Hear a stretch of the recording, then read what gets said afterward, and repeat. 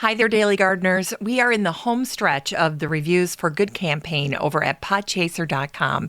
And I just wanted to take a quick second to recognize the folks who have left reviews for the show. This is our latest batch of reviews. And I just wanted to give a heartfelt thanks to Julie Sergey and Sarah Lee. Thank you both so much for leaving a review for the show over at Podchaser. You know, every time a listener leaves a review for the show and then I respond to that review during the month of April, Podchaser is donating 50 cents to World Central Kitchen. And that's the organization that's providing meals to people fleeing Ukraine. So it's a great cause. If you've been meaning to head over to Podchaser and leave a review so that it can be part of the Reviews for Good campaign, set aside a couple of minutes. It doesn't take long. If you have a chance, please consider leaving a review for the Daily Gardener over at podchaser.com. It's so easy to do, and so much good can come from it. Today's episode is brought to you by the Daily Gardener Friday newsletter. You can sign up for the newsletter over at thedailygardener.org. Hi there, and welcome to The Daily Gardener, a podcast about garden history and literature. I'm your host, Jennifer Ebling, and today is April 27th. I can't believe we're almost done with April. Well, today in garden history, we celebrate the birth of the Scottish poet, writer, and songwriter Charles MacKay, who was born on this day, April 27th in 1814. In the collected songs of Charles MacKay, Charles wrote an adorable song about the humble meadow sweet. And the lyrics go like this: Rose, we love thee for thy splendor, lily, for thy queenly grace, violet, for thy lowly merit, peeping from thy shady place. But mine airy woodland fairy, scattering odors at thy feet, no one knows thy modest beauty. No one loves thee, meadow sweet. And today we celebrate the birthday of Alice Morse Earle, the American historian and author. She was born on this day, April 27th in 1851. Alice wrote 2 garden books, Old Time Gardens, that came out in 1901, and Sundials and Roses of Yesterday, that debuted the following year. Alice once observed, farm children have little love for nature and are surprisingly ignorant about wildflowers, save a few varieties.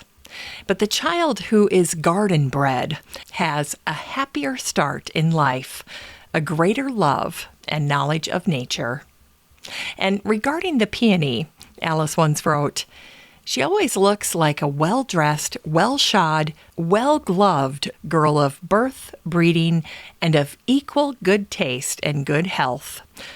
And today we also celebrate the California landscape architect Thomas Dolliver Church, who always went by Tommy. He was born on this day, April 27th in 1902.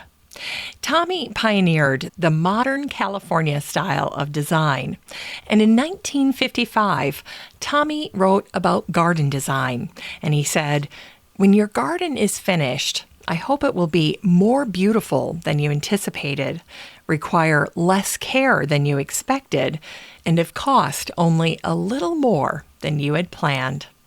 Unlike people, gardens never strive for perpetual youth. They want to look old from the day they were born. Their greatest glory comes with maturity. I love that quote. All right, and today we also celebrate the birthday of Cecil Day Lewis, the Irish-born British poet who was born on this day, April 27th in 1904. Cecil was the poet laureate for 4 years before his death in 1972, and he's also the father of the actor Daniel Day-Lewis.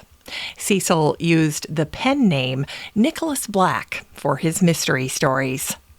And in Cecil's 1938 book called Overtures to Death and Other Poems, he wrote this little verse. In June we picked the clover and seashells in July. There was no silence at the door, no word from the sky. A hand came out of August and flicked his life away. We had not time to bargain, mope, moralize, or pray.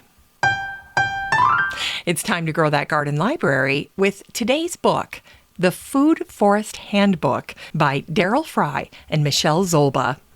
This book came out in 2017, and the subtitle is Design and Manage a Home-Scale Perennial Polyculture Garden.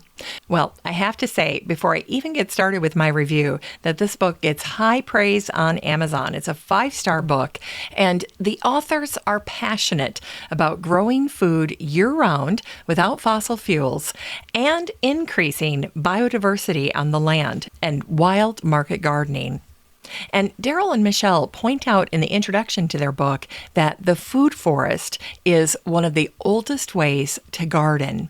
It's the edges of the forest that were the most fruitful places for both hunting and gathering. And today, food forests are making a comeback. Now, you might be asking yourself, what is a food forest? Well, a food forest is simply a food-producing garden that's built around trees and perennials. And I've been a passionate fan of orchards and mini orchards for the past couple of years. In fact, I'm installing one up at my cabin, and I'm planting even more trees this spring.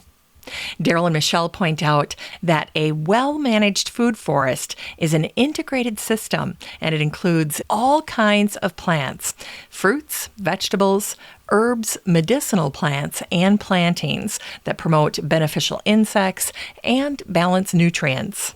And in case you're starting to feel a little overwhelmed, don't be, because these food forests can be simple and include only a few species, or they can contain a myriad of plants. But the bottom line here is that Darryl and Michelle are going to help you feel confident and inspired to create your own food forest, whether on a small or grand scale in your backyard, front yard, patio, or allotment. This book is 256 pages of planning, designing, and managing your very own food forest. You can get a copy of The Food Forest Handbook by Darryl Fry and Michelle Zolba and support the show using the Amazon link in today's show notes for around $20. Timely book. All right, we end the show today with a botanic spark that celebrates the birthday of Edwin George Morgan, the Scottish poet and translator. He was born on this day, April 27th in 1920. Edwin was part of the Scottish Renaissance, and he's remembered as the first Glasgow Poet Laureate. In 1968, Edwin humorously wrote, "Yes, it is too cold in Scotland for flower people. In any case, who would be handed a thistle?" Well, that's it for today's show. Thanks for listening to The Daily Gardener. And just a reminder that you have a standing invitation to join the free Facebook group for listeners of the show. The next time you're over at Facebook, just search for Daily Gardener Community, where you'd search for a friend and then request to join. And if you'd like more of The Daily Gardener, you can subscribe to the newsletter over at thedailygardener.org. And don't forget that you can also show your support for the show by using the Buy Me a Coffee link over at the website or in today's show notes. This is Jennifer Ebling. Thanks for listening to The Daily Gardener. And remember, for a happy, healthy life, garden every day.